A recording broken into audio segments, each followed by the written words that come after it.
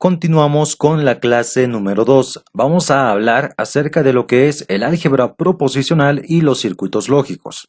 Bien, entonces vamos a ver lo que son las leyes lógicas. Recordemos que ya vimos lo que es una equivalencia lógica y que gracias a la equivalencia lógica podemos tener distintas leyes lógicas, que en lo que consiste simplemente es que si tenemos de este lado del miembro izquierdo de la equivalencia una proposición cualquiera cuya tabla de valores de verdad se corresponda, es decir, sea idéntica que la proposición que esté al lado del miembro derecho de la equivalencia, si esas tablas de verdad son iguales, entonces podemos reemplazar esta proposición por la otra.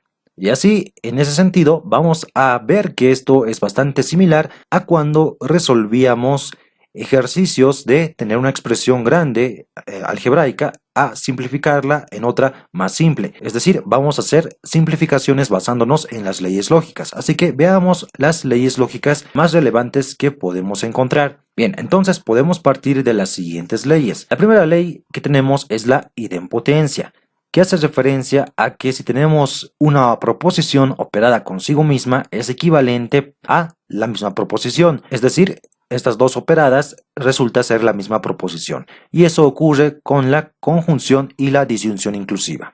P y P es equivalente a P, P o P es equivalente a P. Otra ley que podemos encontrar es la ley conmutativa, que es exactamente la misma que podríamos encontrar en multiplicación o en suma. Es decir, P y Q es equivalente a Q y P, y también ocurre con la disyunción inclusiva. P o Q es equivalente a Q o P. Luego, otra ley lógica que podemos encontrar es la asociativa, que es exactamente la misma que encontramos tanto en multiplicación o en suma. Si tenemos tres proposiciones que se están conjuntando, entonces podemos agruparlas, podemos asociarlas con paréntesis por este lado o por el otro lado. Lo mismo con la disyunción. Es decir, existe propiedad asociativa como si se tratasen de números y sumas. De momento, ya es fácil recordarse estas leyes lógicas. Esta ley de la negación también lo es. Tenemos tres variantes para la ley de negación. Si tenemos la negación de una negación, evidentemente las negaciones se anulan y nos queda simplemente la proposición. Fácil de recordar. Lo que nos dice ahora esta otra ley de negación es que si tenemos una proposición y aplicamos una conjunción con la misma pero negada, esa conjunción siempre va a ser falsa. No importa los valores de verdad, siempre será falsa. Y lo mismo con la disyunción inclusiva. Si tenemos una proposición cualquiera o la negación de esa misma proposición, siempre será verdadera toda la proposición molecular. Y eso podemos recordar fácilmente de la tabla de verdad. Recordemos que la conjunción nos dice que es falsa cuando ambas proposiciones son falsas, pero al ser una la opuesta de la otra, nunca se va a dar esa opción, por lo que siempre será falsa. Lo mismo para la disyunción inclusiva. Recordemos que es falsa solo cuando ambas son falsas al mismo tiempo, pero al ser opuestas nunca se va a dar ese caso. Por lo tanto, siempre será verdadera. Otra ley que vamos a ver es la ley de identidad, que nos dice que P conjunción una verdad equivale a la misma proposición. Lo mismo con la disyunción inclusiva, solo que ahora P o una falsedad es equivalente a la misma proposición P. Esto también puede deducirse de la tabla de verdad.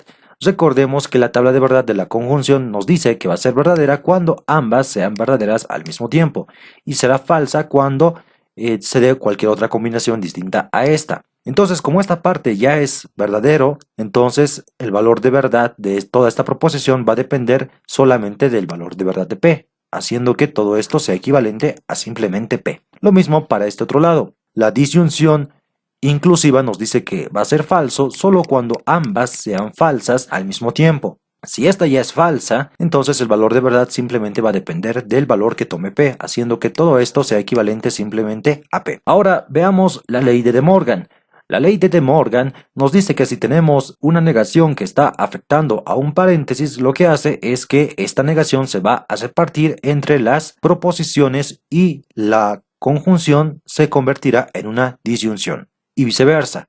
Si dentro del paréntesis está una disyunción, se convertirá en una conjunción. Fácil de recordar, bastante intuitivo. Luego tenemos acá la definición de condicional, que nos dice que si tenemos pues la propia condicional, la condicional realmente es una negación del antecedente, disyunción inclusiva consecuente. Tal vez hace falta resolver algunos ejercicios para acostumbrarse a esta equivalencia lógica. Luego tenemos las distributivas, que es bastante similar a lo que ocurriría en una multiplicación de términos en el álgebra elemental. Es decir, esta proposición P se va a operar con la proposición Q. ¿Qué operación? La conjunción. Lo podemos ver justamente acá. Luego, esta misma proposición P se va a operar con la proposición R.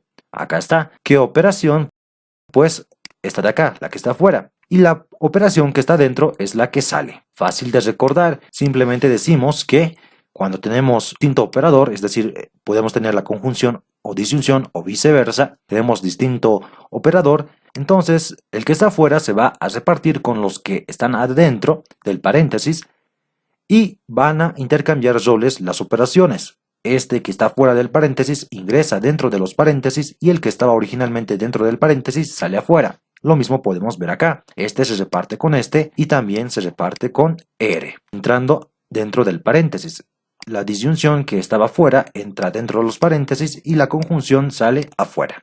Entonces, hasta este punto seguimos teniendo leyes que nos resultan bastante familiares porque son muy similares a las que ya hemos encontrado en el álgebra elemental. Ahora acá tenemos la ley de absorción. Es muy similar a la ley distributiva. Tenemos un operador afuera del paréntesis y tenemos que el operador que está dentro del paréntesis es opuesto. Tenemos un operador fuera del paréntesis y el que está dentro es opuesto. Luego tenemos que notar que si tenemos una proposición cualquiera y si dentro de este paréntesis está esa misma proposición operándose con otra cualquiera, entonces si estos dos son iguales, este que está fuera va a terminar absorbiendo a todo el paréntesis, quedando de esa manera que P se absorbe al paréntesis y toda esta proposición es equivalente a P. Lo mismo acá abajo, distinto operador, este es igual a este, no importa que sea esto.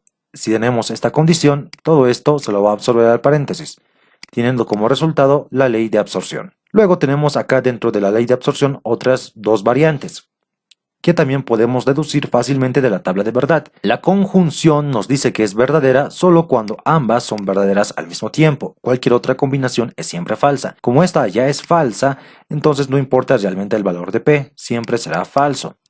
Lo mismo para la disyunción inclusiva, que nos dice que va a ser falso cuando ambas sean falsas al mismo tiempo. Pero acá ya es verdadero, así que no importa el valor de P, siempre será verdadero. Bien, estas cuatro leyes son la de absorción. Luego tenemos la definición de doble condicional, que es bastante intuitiva. Tenemos acá un antecedente que va de izquierda a derecha, conjunción, la otra parte, la que va de derecha a izquierda. Fácil de recordar. Y finalmente, la definición de la disyunción exclusiva, que no es más que la negación de la doble condicional.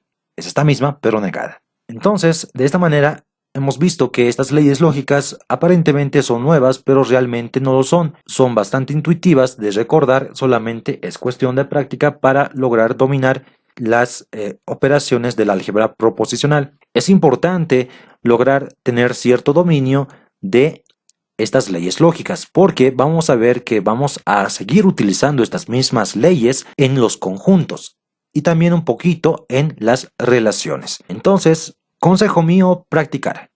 Practicar porque nos va a servir por lo menos para los siguientes dos temas.